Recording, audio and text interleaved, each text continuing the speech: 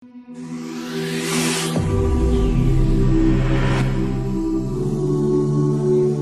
itu bagaikan barang tambang, kama adili zahabi wa fiddah, bagaikan barang tambang emas dan perak.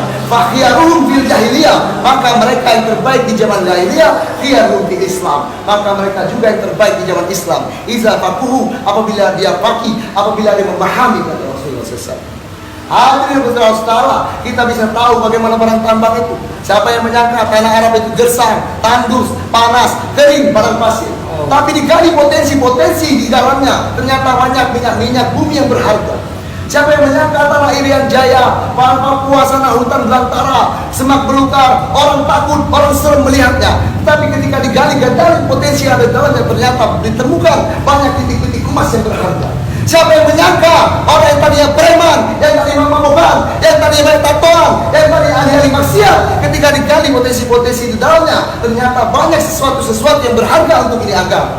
Hadirin saudara, bahwasanya potensi-potensi yang dalam diri kita tidak bisa dikatakan langsung berharga. Barang tambang tidak bisa dikatakan langsung berharga sebelum diproses, sebelum dicuci. Kita di sini sering bagaimana tambang-tambang timah tidak bisa dikatakan berharga sebelum dicuci, sebelum diproses. Ketika sudah diproses, sudah dicuci, baru dia itu bisa dikatakan berharga.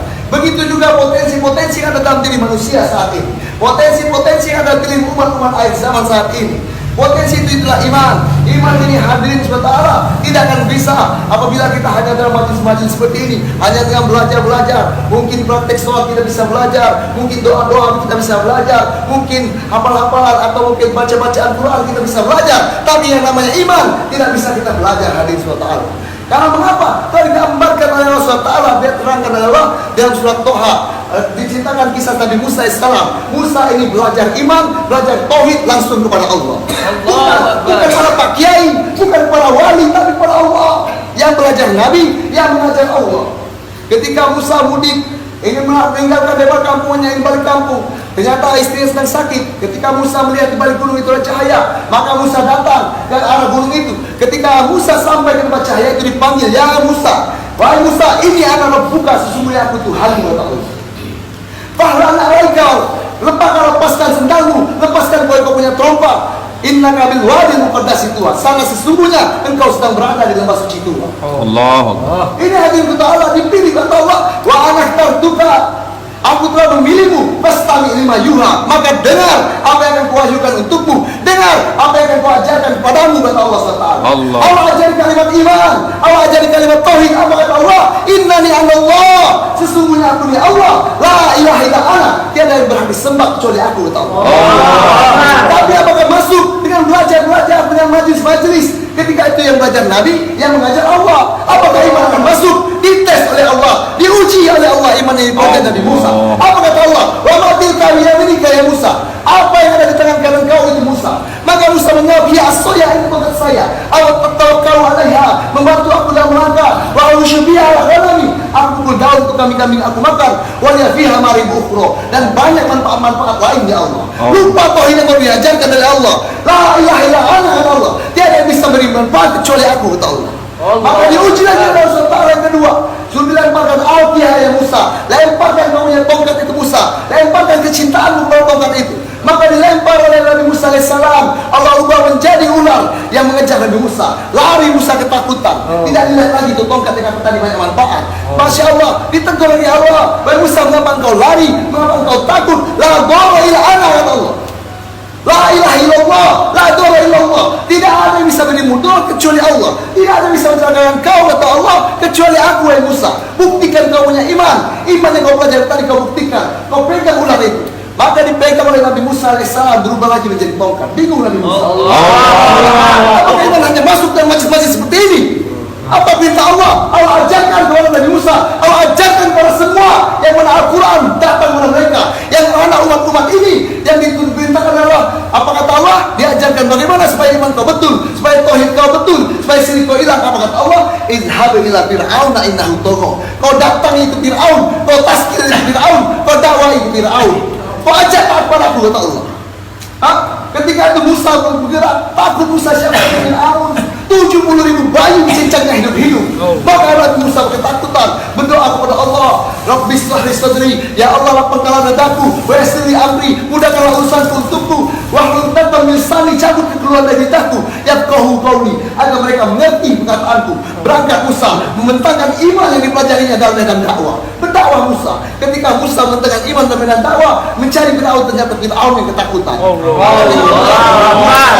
Penyihir saja. Di kita kata ulama sekitar 8.000 penyihir di hadapan Nabi Musa AS, membawa buhul-buhul dan tongkat-tongkat, dilemparkan di hadapan Nabi Musa buhul-buhul dan tongkat-tongkat, berubah menjadi ular semua. Masya Allah, bukan ulama, bukan 1-2 ekor ular, tapi kurang lebih 1.600 ular di hadapan Nabi Musa. Tapi bedanya Musa tidak lari hari ini. Kemarin hanya 1 ekor ular mengajak Musa lari. Apa kata ulama? Karena kemarin Musa baru belajar, tapi hari ini Musa sudah menjadi seorang dai. Mulai kesirikan sudah lepas dari Nabi Musa, mulai ketakutan dari Nabi Musa, tapi Musa masih grogi. Maklum, Pak, seperti kita pertama kali belajar, pertama kali kita grogi. Masih ada bahwa, ya Musa, la takhaf, wahai Musa, jangan kau takut, innaka antal a'la, kau yang akan menang atas mereka. Selagi kau besarkan terus sama Allah, dakwakan Nabi Musa, Allah kuasa, selain Allah tidak kuasa, Allah yang menghidupkan, Allah yang mematikan, tiada yang bisa bermanfaat dan mudah kecuali Allah. Didakwakan Nabi Musa besar Allah. Maka saat itu diminta oleh Allah, wahai Musa, lemparkan tongkatmu ke arah ular-ular itu. Maka dilempar oleh Nabi Musa AS, berubah menjadi ular, memakan daripada ular punya penyihir, tunduk semua penyihir, tak lepas Nabi Musa. Musa lagi berdakwah terus berdakwah besar Allah. Firaun belum dapat hidayah, tapi Musa sudah dapat taskilan. Terus Musa berdakwah. Dia uji lagi seorang dai, seorang yang berdakwah, seorang yang membentangkan imannya dengan dakwah, diuji lagi oleh Allah SWT. Di mana ujian yang sangat besar? Ketika lautan luas membentang, Firaun bersama para tentara yang mengejar di belakang. Diuji oleh Allah. Ketika terjadi situasi seperti itu, ingat umat Nabi Musa ini diajari langsung oleh Nabi Musa, diajari suluk, diajari musiknya seorang nabi, bukan kiai, bukan wali, tapi nabi. Tidak ada kiai atau wali yang bisa menyaingi nabi. Ini diajari oleh nabinya, belajar salat. Masya Allah, ketika sujud lekuk-lekuk batu, ketika berzikir bercahaya-cahaya gua, umat Nabi Musa hebat mereka dalam ibadah. Tapi ditanya ketika lautan luas membentang, Firaun berkejar di belakang, maka kata umatnya, ya Musa, innalah robun, wahai Musa, kita terkejar, matilah kita, binasalah kita. Ngapa? Untuk apa mereka ibadah, belajar zikir sampai percaya, tapi takut kepada Firaun, takut kepada air. Tapi jawaban seorang dai, karena apa kata ulama? Karena umat Nabi Musa tidak berdakwah, hanya Nabi Musa yang berdakwah sendiri. Maka seorang dai yang menentangkan imannya dengan dakwah berkata, Musa berkata, kaulah tidak akan mungkin kita binasa. Inna ma'iya Rabbi sayadin, sesungguhnya Tuhanku berada bersamaku. Tidak ingat lagi dia tongkat, tapi Allah yang dinisbatkan dirinya daripada Allah. Karena apa? Musa sudah membentangkan iman dengan dakwah. Kesirikan hilang. Ternyata diperintah oleh Allah, wahai Musa, pukulkan, hentakkan tongkatmu ke arah lautan itu. Maka dihentakkan Nabi Musa AS ke arah laut.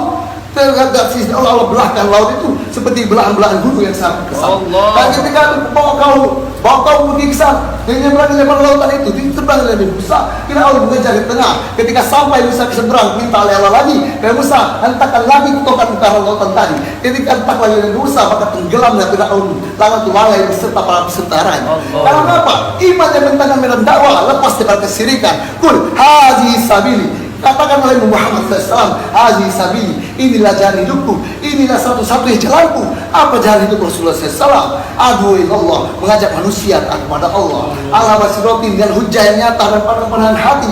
Ini jalan siapa? Ini kerja siapa? Ana wa man ittaba'ani. Ini jalanku dan orang-orang yang mengikuti aku. Wa subhanallahi wa ma ana minal musyrikin. Maha suci Allah dan aku bukanlah orang yang syirik. Ketika kita ikut jalan Nabi, maka kita akan bisa mendeksarasikan bahwasanya aku bukan orang syirik. Wa ma ana minal musyrikin. Ketika kita hanya dalam majlis, ketika kita hanya dalam ibadah, tidak akan bisa kita berkata wa ma ana minal musyrikin, aku bukan orang syirik. Tapi ketika kau adu ilallah, ikut jalan yang ditebur Rasulullah, sudah pasti kita kesyirikan akan dibersihkan oleh Allah. Baru kita bisa berkata wa ma ana minal musyrikin. Maka iman ini akan meningkat, iman akan lepas dari kesyirikan apabila kita berusaha dakwah.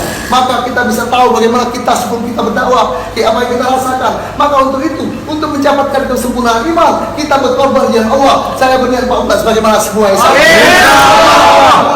Allah, kesalahan dan kebodohan saya sendiri. Rasulullah SAW bersabda, kullu bani Adam khata wa khairu hatta innat tawwabun. Setiap anak cucu Adam itu pasti bersalah, dan yang sebaik-baik bersalah dia bertaubat kepada Allah. Subhanallah bihamdihi, wa Allah bihamdika, asyhadu an la ilaha illa anta, astaghfiruka wa atubu ilaik. Assalamualaikum warahmatullahi wabarakatuh.